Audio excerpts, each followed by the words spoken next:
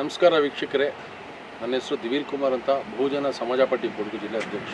ಇವತ್ತು ಏನಿಲ್ಲಿ ನಾವು ವಿರಾಜಪೇಟೆ ಪುರಸಭೆ ವ್ಯಾಪ್ತಿಯಲ್ಲಿರುವಂತಹ ರುದ್ರಭೂಮಿ ಒಳಗಡೆ ಇರುವಂಥದ್ದು. ಕಾರಣ ಏನಪ್ಪಾ ಅಂತಂದ್ರೆ 2.5 ವರ್ಷದ ಹಿಂದೆ ಕೊಡಗಿನ ಆದ್ಯಂತಹ ಕೃಷಿ ಕಾರ್ಮಿಕರುಗಳು ದಾಸಿ ಇರೋದ್ರಿಂದ ಅವ್ರಿಗೆ ರುದ್ರಭೂಮಿ ಇಲ್ಲದಿರುವ ಕಾರಣಕ್ಕವಾಗಿ ಅವರು ಟೌನಲ್ಲೇ ಬಂದು ಅವರ ಒಂದು ಶವ ಸಂಸ್ಕಾರವನ್ನು ಮಾಡೋ ನಿಟ್ಟಿನಲ್ಲಿ ಹೋಗುವಂಥದ್ದು. ಹಾಗಾಗಿ ಮಳೆಗಾಲದಲ್ಲಿ ತುಂಬ ಅಪಾರ ಹೆಚ್ಚಿನ ಸಂಖ್ಯೆಯಲ್ಲಿ ಮೃತ್ಯು ಆಗ್ತಾರೆ, ಅಂದರೆ ಸಾವನ್ನಪ್ತಾರೆ.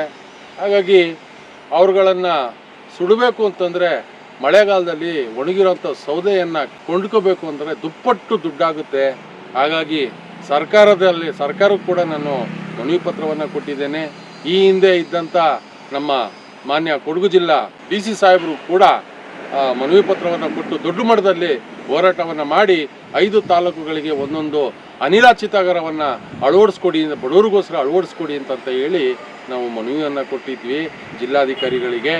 ಹಾಗಾಗಿ ಇದುವರೆಗಾಯಿತು, ಅದನ್ನು ಎಲ್ಲೂ ಕೂಡ ಕಾರ್ಯರೂಪಕ್ಕೆ ತಂದಿಲ್ಲ. ಆವಾಗ ನಮಗೆ ಮಾತು ಕೊಟ್ಟಿದ್ರು, ಇಲ್ಲ ನಮಗೆ ಸ್ವಲ್ಪ ಕಾಲಾವಕಾಶಗಳು ಕೊಡಿ, ನಾನು ಮಾಡಿಸ್ತೀನಿ ಅಂತ ಹೇಳಿದರು. ಅದೇ ರೀತಿಯಲ್ಲಿ ಅವರು ಈಗ ಇಲ್ಲ ವರ್ಗಾವಣೆ ಆಗಿದ್ದಾರೆ. ಹಿಂದೆ ಒಂದು ಪ್ರೆಸ್ ಮೀಟನ್ನು ಕೂಡ ಮಾಡಿದರು.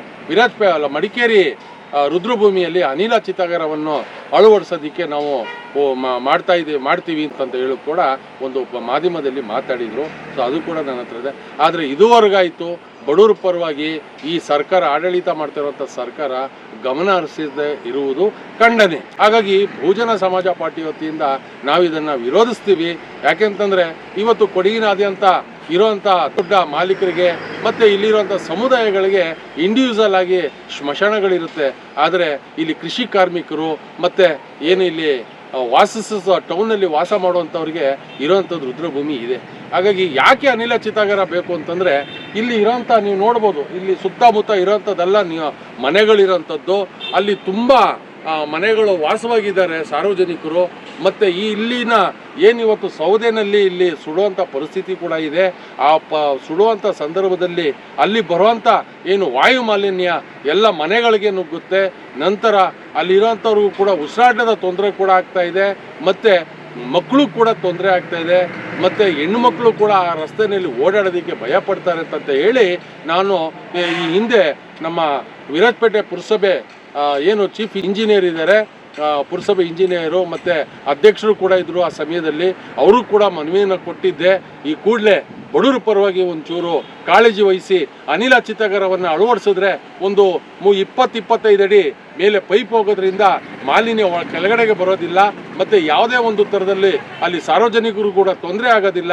ಈ ಕೂಡಲೇ ಮಾಡಿ ಅಂತ ಹೇಳಿ ಅವ್ರಗಳಲ್ಲಿ ಕೂಡ ಮನವಿ ಪತ್ರ ಕೊಟ್ಟಿದೆ. ಆದರೆ ಯಾವುದೇ ಕಾರಣಕ್ಕೂ ಇಲ್ಲಿ ಆಡಳಿತ ಮಾಡ್ತಾ ಇದ್ದ ಸರ್ಕಾರ ಬಡವರ ಮೇಲೆ ಕಾಳಜಿ ಇಲ್ಲವೇನೋ ಅನ್ನೋಂಥದ್ದು ನಮ್ಮ ಒಂದು ಸಂಕಷ್ಟದ ಮಾತು. ಹಾಗಾಗಿ ಈ ಕೂಡಲೇ ಇದನ್ನು ಏನಿಲ್ಲಿ ಅನಿಲ ಚಿತಾಗಾರವನ್ನು ಅಳವಡಿಸಬೇಕು.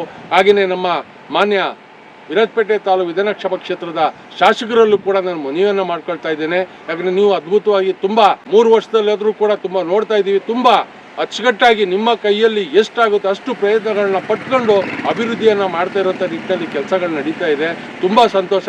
ಅದೇ ರೀತಿಯಲ್ಲಿ ನಿಮ್ಮ ವ್ಯಾಪ್ತಿನಲ್ಲೇ ಇರಬೇಕಾದ್ರೆ ಇದೊಂದು ಬಡವರಿಗೋಸ್ಕರ ಒಂದು ಕೆಲಸವನ್ನು ಮಾಡಿಕೊಡ್ಬೇಕು ಅಂತ ನಾನು ಮಾಧ್ಯಮ ಮುಖಾಂತರ ಕೇಳ್ಕೊಳ್ತೀನಿ.